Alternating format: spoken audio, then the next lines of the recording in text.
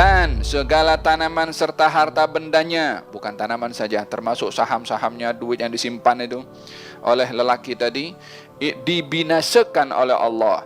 Lalu jadilah ia membolak-balikkan kedua tangannya karena menyesal, yakni ungkapan penyesalan dengan bolak-balik tangan, terhadap segala perbelanjaan yang telah dibelanjakan pada kebun-kebunnya. Dia keluarkan duit untuk beli baja, untuk tanam, hantar orang, gaji orang untuk menanam, menjaga.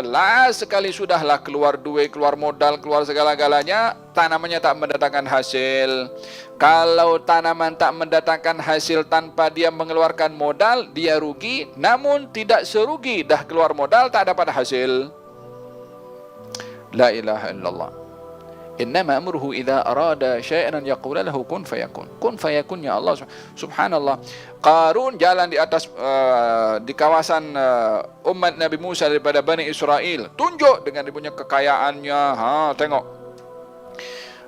Sehingga kunci-kunci store-nya pun dibawa oleh sekian banyak onta. Kuncinya saja. Jangan tanya berapa banyak duit dan harta emas yang disimpan dalam store-nya Qarun. Ketika dia sombong, ketika dia takabur, ketika dia tunjuk kehebatannya, ketika dia merendahkan orang-orang yang susah, ketika dia nak menunjuk untuk membuat orang yang susah itu tengok, sehingga menyesal mereka orang-orang susah tidak punya harta seperti miliki oleh Qarun. Pada masa dia sombong tu, dibuka bumi oleh Allah Subhanahu wa taala, dia dengan kunci store-nya, dengan hartanya, dengan semuanya tenggelam sama-sama. Halas.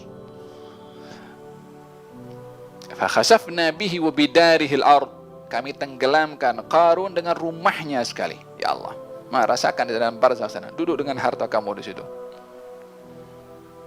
Sedang kebun-kebun itu runtuh, junjung-junjung tanamannya, sambil dia berkata, alangkah baiknya kalau aku tidak sekutukan sesuatu pun dengan Tuhanku. Sekarang baru menyesal, sekarang baru sedar. Coba daripada awal dia sedar, masuk dalam kebunnya, alhamdulillah, la hawla wala quwata illa billah, atau sebutkan dengan kata-kata yang diajarkan di sini dengan mengatakan masya Allah, la quwata illa billah.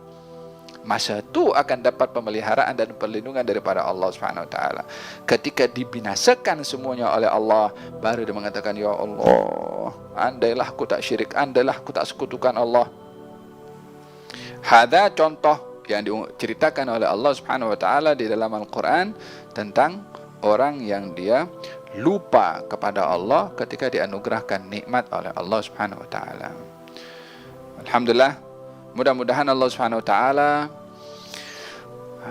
memberikan kepada kita nur iman dalam hati ini untuk mensyukuri setiap nikmat yang diberikan oleh Allah dan merasa puas hati ketika diberi nikmat oleh Allah Subhanahu wa taala, dan jangan menganggap remeh dan kecil akan nikmat Allah Subhanahu wa taala walaupun nampaknya adalah sedikit. Qaliluka la yuqalu qalilu.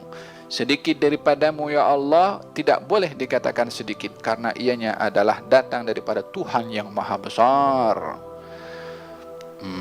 Seorang anak, kalau dia hadiahkan oleh ibunya pen yang harganya RM2, tapi yang memberi hadiah ibunya yang Masya Allah, yang dalam hatinya tak ada orang lain kecuali ibunya, dapat hadiah RM2 berupa pen daripada ibunya, dia tak tengok harga itu pen, tapi dia tengok siapa yang memberi pen itu.